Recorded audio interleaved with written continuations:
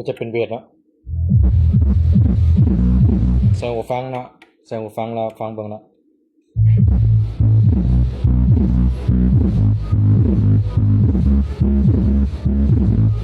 เสียงกลาง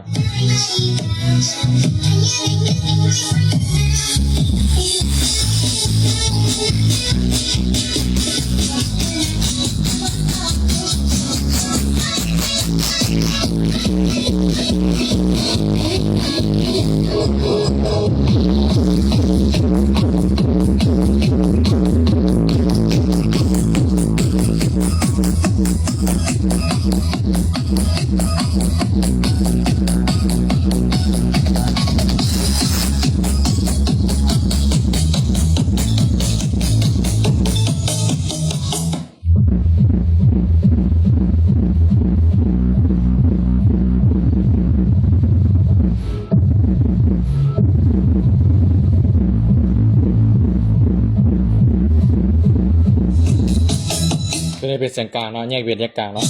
เป็นเสียงกลางตัวนี้เป็นเสียงเบียด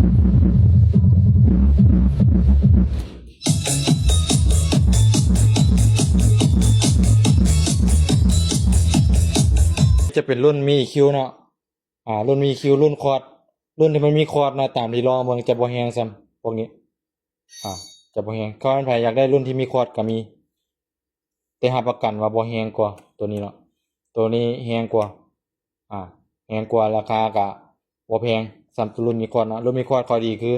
ตัดเสียงห้องไว้เข้าซื่อแต่บ่แม่นว่ามันสิดังดีเนาะตัวนี้มี EQ 2ชั้นตัวนี้เฮ็ดเป็นกลางบ่ให้แหลมเข้าเนาะบ่ให้เบสเข้านี่กระเดื่องไว้กระเดื่องเข้าแล้วเสียงเบสก็บ่ให้เสียงแหลมเข้าเสียงกลางเข้าเสียงฮ้อนอ้วนเข้าก็อย่ามันบ่ได้เกี่ยวเนาะ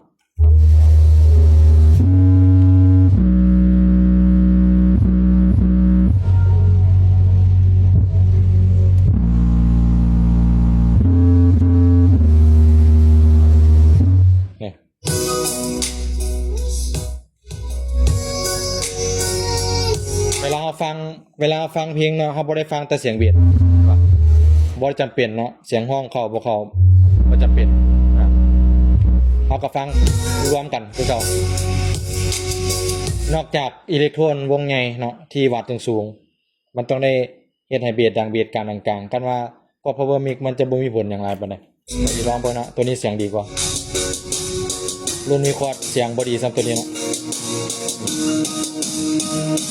แล้วแต่คนมากบางคนก็มักรุ่นมีคอร์ด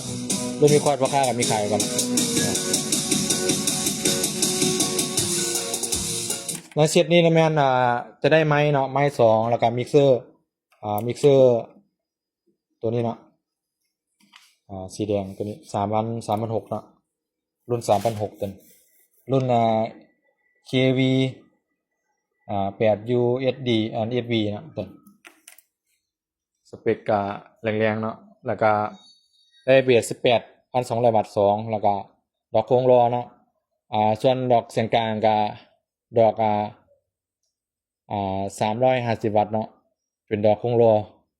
แหลมจรวดแล้วก็มีเน็ตเวิร์กในตัวเนาะเป็นตู้ Nexo เนาะสูตร BB อาจจะได้ประมาณนี้เลยเซตนี้15ล้าน16ล้านเนาะ16ล้าน5แสน16ล้าน5แสนสำหรับชุดนี้นะแมนเกมจัดทรงมือเนาะจัดทรงให้ลูกค้าทางซองเกียงเป็นเจ็ดนี่เลยแรงๆแบบนี้เลยเนาะpower mic ก็สามารถแรงได้เนาะกับเบิ่งตามคลิปละฟังใส่สายหูฟังเนาะเอาสิฟังผ่านโทรศัพท์นี่ซ้ำฟังโทรศัพท์ตัวเองเนาะต้องซ่องหูฟังให้ดีฟังแล้วก็จะได้ยินเสียงแท้เนาะเรื่องว่าให้ดีสุดมาฟังอยู่ห้านเลยเนาะมาฟังอยู่ห้านเลยก็จะดีกว่าเนาะก็จะได้เซตนี้ไปเลยเนาะแบบที่มีงบ16ล้าน5แสนเนาะก็จะได้ตัวนี้เลยpower ก็จะเป็นรุ่นดีของห้านเฮาเลยตัวนี้มีหลายรุ่นเนาะตัวนี้ก็จะเป็นรุ่นดีก็จะเป็นรุ่นท็อปสุดนะตัวนี้เสียงดีตัวนี้ก็เปรียบเสมือนแยกเวทแยกกลางแล้วมีคอร์ดมี EQ 2ชั้นเนาะบ่จำเป็นต้องมีคอร์ดเนาะ power mic บ่จำเป็นต้องมีคอร์ดประมาณ power mic มีคอร์ดมันก็ถามว่ามันดีบ่มันก็ดีก็มีขายกันเนาะแต่ว่าความแรง ความแห้งมันจะบ่มีตามที่ลองเบิ่งเนาะตัวนี้แห้งกว่าบ่เชื่อซื้อไปลองซะกันเนาะ